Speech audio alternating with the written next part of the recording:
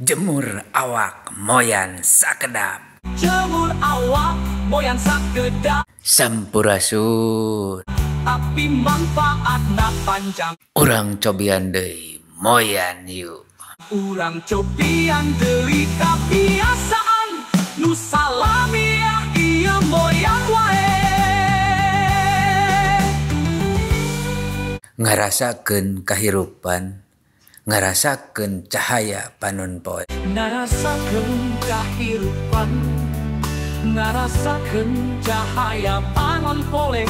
Jeung nyambung deui jeung diri sorangan. Jeung nyambung deui jeung diri sorangan di lembur mah. Moyan teh jadi kebiasaan. Di lembur mah moyan teh jadi kebiasaan. Nu matak senang jeung cager. Nu matak senang jeung cager. Moyan pantawa dina basa Indonesia lama disebut jemur awak. Lainkan buku ngadon-ngadon sare. Di buruan tadi panon poe jeung seueur.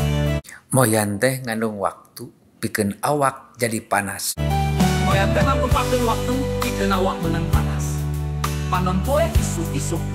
Nu bisa mantuan awak nyieun vitamin di sakala alami. Tapi salian ieu tah. Moyan teh aya kabagjaanana. Moyan teh aya unsur kabagjaanana. Dibarengan ku angin semili. Sorang manuk jeung sapoe nu caan.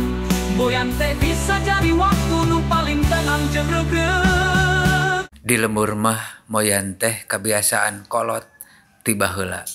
Di lembur moyan teh kebiasaan kolot tiba heula. Isuk-isuk sanggeus mandi biasa kolot-kolot leumpang. Ka kebon atawa di palebah balong. Terus kali tina batu atawa di tika sakedeung bae moyan awak karasa leuwih seger. Barudak oge tara katinggaleun. Moyan lari uling ucul baju. Nepi ka kulitna nyorang ka langit teu karasa. Waktu lempang dina moyan teh. Moyan teh nyambung jeung alam, nyambung jeung rasa syukur. Nyambung jeung alam, nyambung jeung rasa syukur.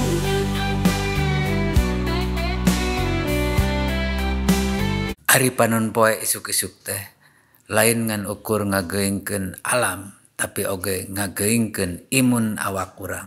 Ari panon poe isuk jam tipiun nepi ka kaki. Lain ngan ngageuingkeun alam, tapi oge ngageuingkeun imun awak urang.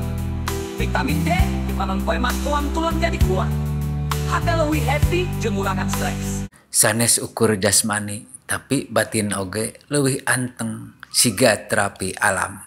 Sanes ukur jasmani, tapi batin oge leuwih kanter moyan teh kawas terapi alam. Tanpa ongkos, tanpa alah, tapi kaciga manfaat.